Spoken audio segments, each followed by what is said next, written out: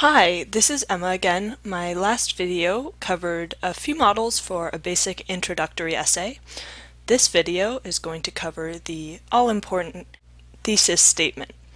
I'm using a different kind of presentation just because I felt the PowerPoint was a bit dull, but no worries, it's still me. So, the thesis statement. It is arguably the most important part of your paper in that it is a roadmap to the rest of your essay. If you watched the last video on introductions, then you're also going to remember that it's the most specific and the final part of your introduction. It's going to inform the reader the direction in which you plan on taking your essay, and then which facets of the topic you're going to focus on. It's really the heart of your argument, and from your thesis, the body paragraphs will expand and ultimately attempt to prove your statement. So before you start writing your thesis, you want to go over a few basic concepts, because your thesis is going to drive the rest of your essay, so you want to really be sure that it has a grounded position. So the first thing that you want to look at before you write your thesis is a statement of purpose, or a topic question. So let's say it's really going to depend on the prompt that you're given from your teacher or instructor, but it's going to be a question that you're going to attempt to answer in your essay. So it's going to be the overarching question, and eventually it will be formulated into a thesis. So perhaps if your teacher is asking you how an author in a work that you've read expresses a character's bravery, maybe your topic question would read, how does J.K. Rowling from Harry Potter reveal Neville's bravery? Or if it's an expository essay in which you're going to describe the way you put together a guitar, your topic question might be, how do you restring a guitar? Or if it's more about history and an influential president, you would perhaps say, how did Abraham Lincoln change the history of the United States? So that is going to be the idea. The topic question is the idea around which your essay and ultimately your thesis is based. The second thing that you want to do before you write your thesis is make sure you have reviewed all sides of the evidence in an unbiased manner. Whether you are writing about a book or a historical event, you want to make sure that you have taken a comprehensive look at your notes and your evidence before you can make your judgment and proceed to write an essay. And third, you really want to make sure that you have a clear, distinct opinion based on that evidence. Your thesis, of course, is going to vary depending on the assignment that you receive, but here are some simple models that can help you start when writing a thesis, or at least give you an idea about a few different ways of formatting theses. So the first is to define a problem and to state your opinion about the problem. Next, you could suggest a solution to a problem in the world, or a problem that somehow relates to your assignment. Third, you could take an unorthodox position, or have a new perspective on the topic. So once, when I was in 7th grade, I wrote a paper on why steroids should be allowed in the MLB. I didn't necessarily believe my side when I started. I thought that they should probably be banned. But arguing a controversial side of a topic always helps keep an open mind, and honestly, it gives you a new perspective. I came out a little bit more open to the possibility of the fact that legalizing steroids in Major League Baseball could be a positive change. That being said, if you're incredibly passionate about one side of a subject and you have the evidence to back it, that passion often comes through in your writing and creates a stronger essay. Fourth, you could compare similar things. Perhaps your prompt is asking you to compare two things that you enjoy, so you could compare two different kinds of cars, or two different kinds of athletic teams, or maybe it's a historical perspective and you're comparing two different presidents and their influence on history. So the next thing that we're going to go through are specific thesis statement rules, things that you want to check before you write your statement. You want to go through them, and then after you write your thesis statement, you also want to check with these to make sure that all of these have been addressed. The first rule for thesis statements is that you have to address your topic question, this question that you've come up with that in turn addresses the prompt. So if the prompt is pick an influential president and discuss how they affected the United States. Well, if your topic question says, how did Abraham Lincoln affect the United States? Then your thesis would probably have to mention Abraham Lincoln and the United States. You wouldn't want to be talking about FDR or LL Cool J. It's pretty straightforward. You want to make sure that you are addressing the topic that you have been assigned to address. The second rule is specificity. It's a fine balance to find how specific your thesis should be. It's an umbrella. It's a general roadmap. So you want to be specific enough to show a direction to your reader, but you only really want to cover the most foundational and important parts of your argument. You typically wouldn't want to have a thesis that runs on for pages and pages. Typically it's 1, maybe 2 sentences max. The third question that you want to ask yourself is there enough evidence? Technically, opinions have no right answers. You can't be right or wrong. And the thesis statement is sometimes a statement of opinion, or at least it is an argument. But the thesis statement must have some sort of evidence to support it. You want to review your notes, or maybe your book, or some sort of evidence that you've collected, and then you want to decide what you can prove from these. In a historical paper, that might be information that you have researched. In an analytical paper, perhaps the evidence comes from quotes or themes related to those quotes within a text. And in a persuasive essay, that evidence can come from many places. It could come from a personal anecdote, a book, a historical event, a podcast, anything that helps you prove your point. Fourth, ask yourself, is this too easy to prove? So here, I'll give you an example of a topic question. Maybe you've been asked to discuss your dog's change in fur color. Perhaps your topic question would be, why is my dog's fur green? Well, this first thesis, my dog has green fur, probably would not be the best. So the first question to ask yourself when writing a thesis is, do I have to work to prove my statement, or is it self-explanatory? If it is too easy to prove, you have set yourself up for a weak essay. If you look at your dog, then you can probably see that he has green fur, and there's nothing more to prove, and before continuing your essay, you should probably take your dog to the vet. But after that, you can ask yourself, how can I improve this statement? So one way to do that is to look back at your statement of purpose and ask yourself, does this answer my question? And it should become pretty clear if your thesis is simply a statement or if it is an argument. So why is my dog's fur green?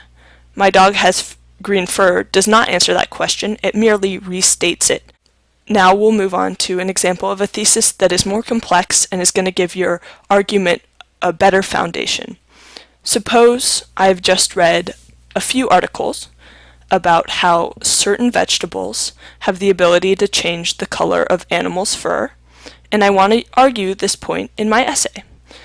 Then my thesis might look something like this, because those articles about the vegetables will serve as my evidence later on. So, the second thesis would perhaps be, due to his recent change to a diet composed solely of kale, celery, green eggs, and ham, my dog's fur has started to turn green. So here, I aim to answer my topic question. I move further. I might not be correct, because my dog might have some other fur color changing problem, but I present an argument, and it is supposedly, in my hypothetical situation, based in fact. It is clear to the reader that in the next few paragraphs I'm going to try to show why these 4 ingredients are changing my dog's fur color. So the 5th rule in writing a thesis statement would be that you have to take a side. You can't simply state a fact, like we did in our example with the green fur. You can't simply say, my dog has green fur, because there's nothing to prove there. You also can't present all sides of the story equally. For example, in a persuasive essay where I'm asked to discuss whether Oreos or Nutter Butters are better, I wouldn't want to say something like, Oreo cookies are delicious treats, but so are Nutter Butters, because I don't choose a side here. It's unclear what I'm going to be proving in the rest of my essay. However, it is okay to address the opposing side of your thesis. You just want to make sure that you have a clear position. Instead, I might say, while Nutter Butters have an undeniably smooth texture, the unique quality of Oreo's creamy center combined with its crunchy exterior make it the superior cookie. We know that I'm going to argue that Oreos are better, but we also see that I'm going to address the merits of Nutter Butters and potentially then describe why Oreos are still better.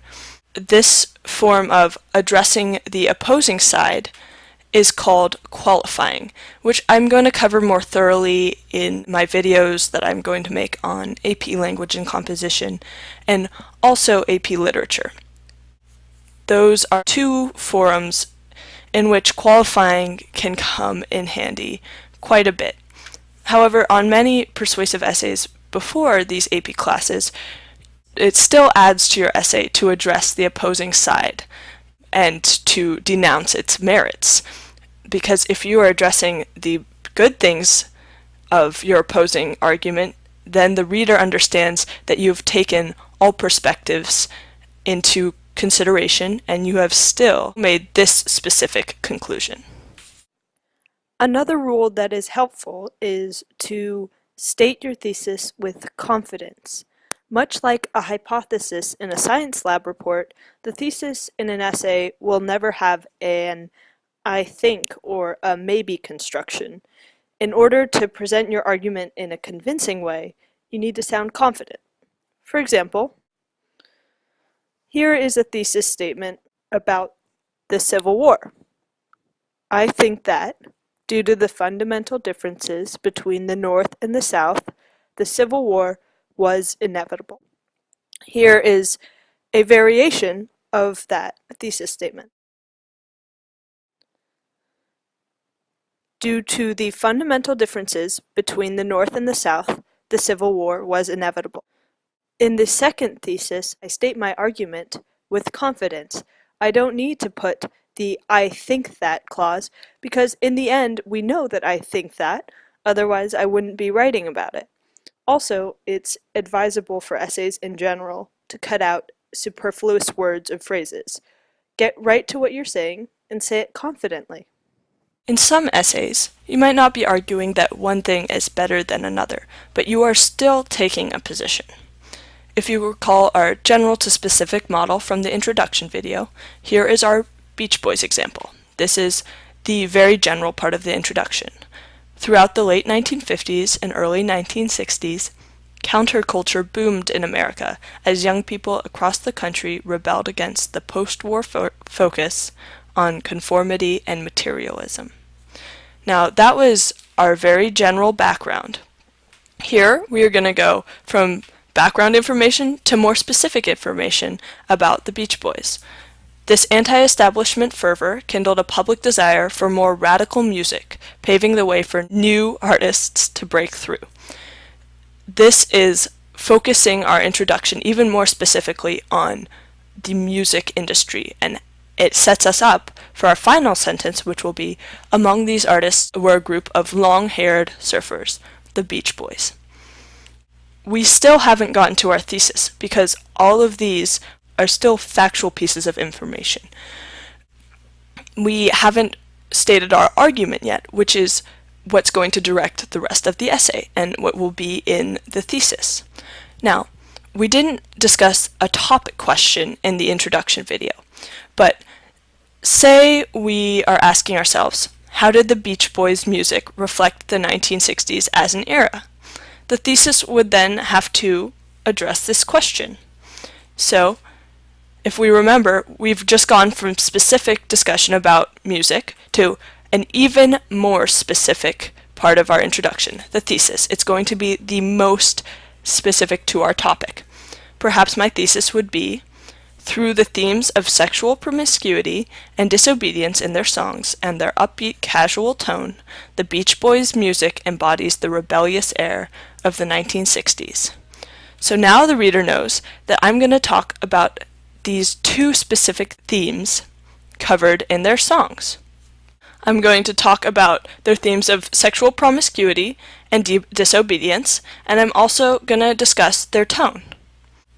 I will probably have to relate these back to the 1960s.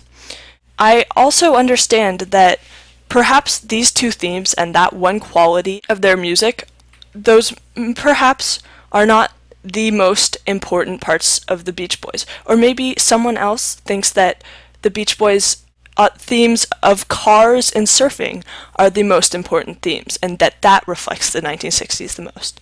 And that is the beauty about the thesis statement. It is no longer a fact. It is an argument based in fact, based in evidence, but so many people could take this one topic question and take it so many different ways because everyone has a different perspective on this topic, just as they have a different perspective on life. And that is where writing becomes a subjective and really a fun art.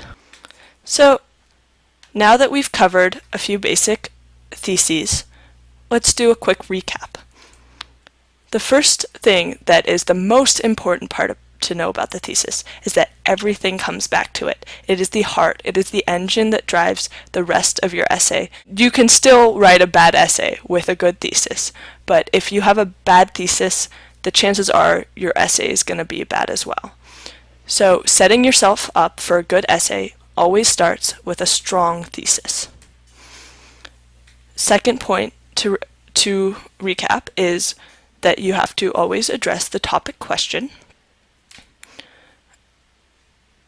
Third is that you have to use evidence to back up your thesis. It can vary. It is subjective, and it is an argument that you're trying to prove, but you always need evidence to back up that argument.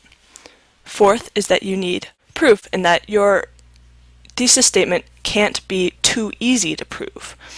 So this is where we used our example of the dog's fur. You could see that the dog's fur was green. And in general, it seems to be that if you are stating a sense, the car is red, the bee buzzes. It's going to set yourself up for a very simple and not very complicated essay, as well as not founding yourself with something to prove. So make sure that your thesis statement gives you something to work with for the rest of your essay. It gives you an argument on which to build. In your thesis, you should take a side. You should not be presenting all the merits and faults of all sides present. You should be stating an opinion strongly and clearly, and then arguing for that opinion. This doesn't have to be a black and white, this is better than that, Nutter Butters are worse than Oreos. It doesn't even have to be comparing two different things. It could be an argument that's a little bit more nuanced. For example, if I'm talking about the novel The Sun Also Rises by Ernest Hemingway, I could say, Hemingway's simplistic sentences that convey the cyclical nature of Jake's life reveal that The Sun Also Rises is ultimately a novel that reflects the lost generation's feelings of hopelessness.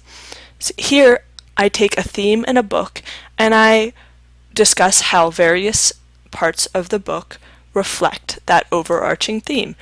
Taking a side does not necessarily mean a black and white, this is right, this is wrong. It could just mean I see something in a text, I see a historical pattern, I see an influence of someone important in history, and I'm going to now argue that they have made this specific impact or that their writings reflect this overarching theme. Our sixth rule would be to have confidence, to state a firm position, and to reflect the strength of your argument with a statement of thesis that has conviction. And that is it for the recap, and that is it for this presentation on the thesis statement. I hope it was helpful. It should fit nicely into the introductory video if you haven't watched that. Next up is body paragraphs for a basic essay. Yeah, thank you for watching.